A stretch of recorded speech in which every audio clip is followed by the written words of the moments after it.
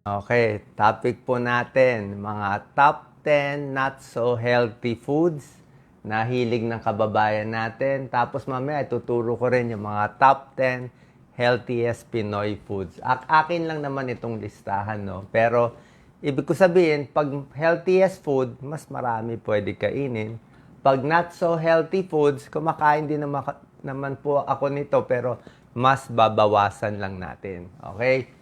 Umpisa natin, kanya-kanyang listahan mula number 10 hanggang sa number 1. Siyempre, number 10, usong-uso to sa atin, soft drinks, di ba? Soft drinks, masyado matamis, lalo na yung mga dark-colored colas, may phosphorus, hindi maganda sa buto. At alam natin, matamis, pwede magka-diabetes. Kahit yung mga iced tea, matamis masyado. Kung may diabetes, may edad, iwas tayo.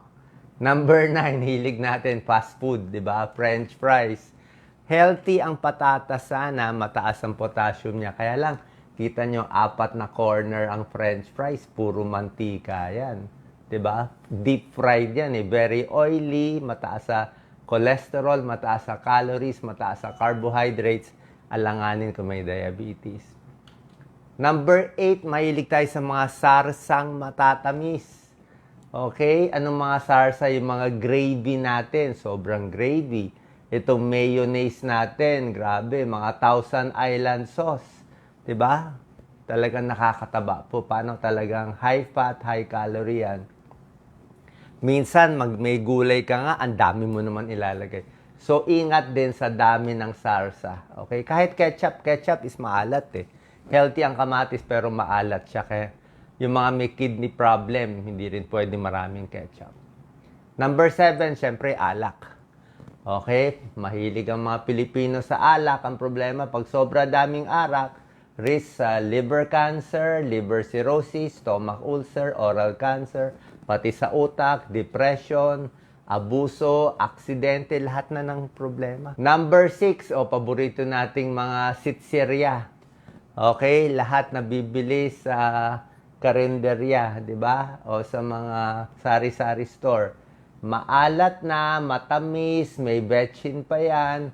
So, kain ka ng kain, hindi rin nakakabusog, di ba? Lalo na yung mga bata. Pag yung bata, sinanay mo sa ganito, maalat eh. Maka-high blood sila ng maaga. Number 5, hilaw. Okay? Hilaw na karne, kilawin na hilaw, manok na may dugo-dugo, o pork na dapat lutong-luto ito. Alam ko maraming may gustong ganito, medium rare. Dapat lutong-luto siya. Bukod pa sa mataba siya. Kasi may mga parasites. Okay? Pag sa baboy, may pork tapeworm, Taenia solium.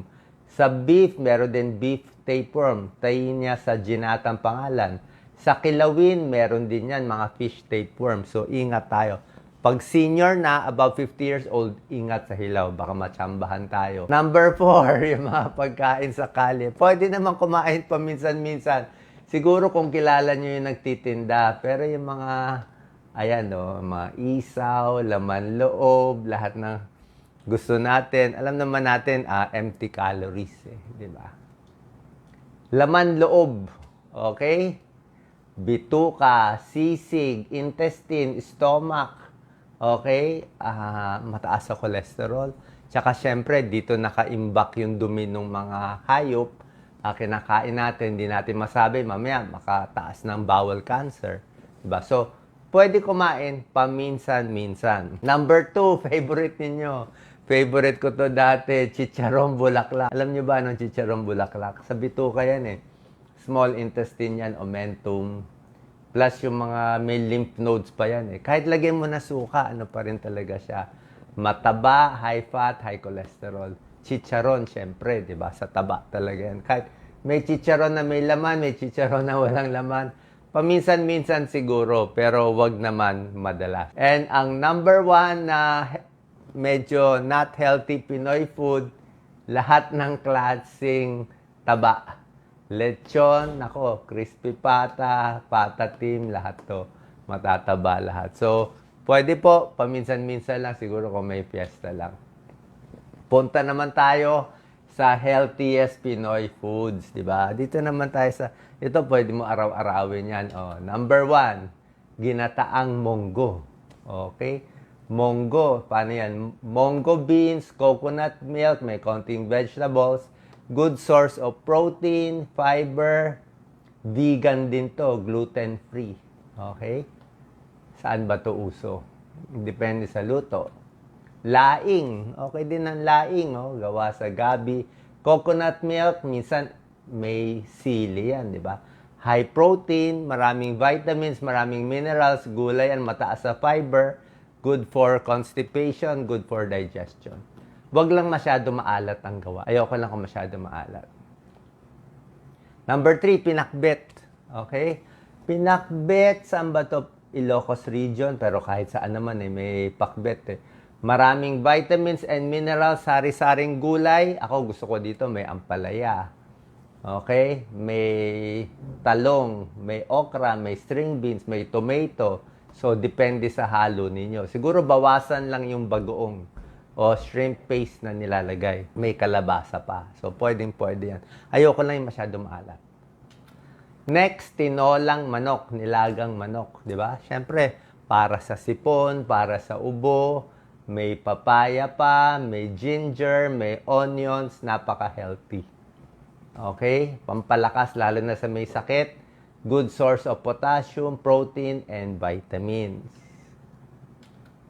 Malunggay, di ba? Kahit anong lutong malunggay dish.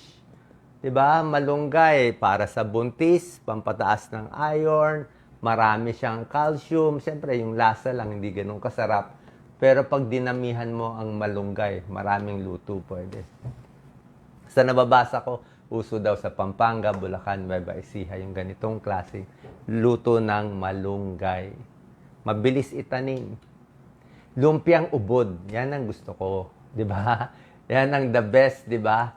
Ang gawa pala nito, rice flour pala to Rice flour and water, tapos na deep fry.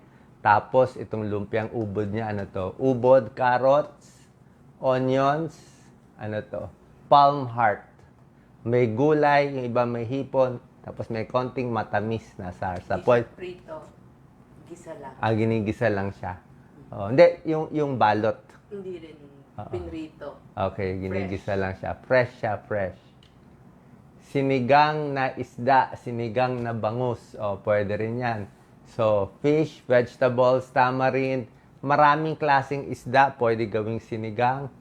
Meron siyang okra, meron siyang kangkong, meron siyang green beans, favorite natin. Okay? Pwedeng kamyas, pwedeng sampalok, kung ano man gusto natin ihalo. Ginisang sitaw, stir-fried, okay? Tender crisp. May garlic, may onion, good source of vitamin A, vitamin C, at fiber. Low fat pa siya. Huwag lang lagyan ng maraming taba. Okay. Gising-gising. Ito, manghang lang itong gising-gising Okay. So, may gulay, may chili pepper, at maganda siya. High in protein din siya. Actually, pampagising daw to kaya nga tinawag na gising-gising. And favorite natin, lastly, ensaladang talong. Diba? Favorite natin ang talong. Tapos, ang dami nilalagay. Salad made with eggplant, tomatoes, onions, and suka. Okay, pwede malagyan ng chili pepper, good source of vitamin A, vitamin C, maraming fiber, at low-fat dish. Okay? So, yan po. Alam nyo naman yung healthy, alam nyo naman yung itsura ng hindi healthy. So, para lang po may idea kayo na mas maraming kakainin natin nito at mas babawasan yung not so healthy food. Salamat po.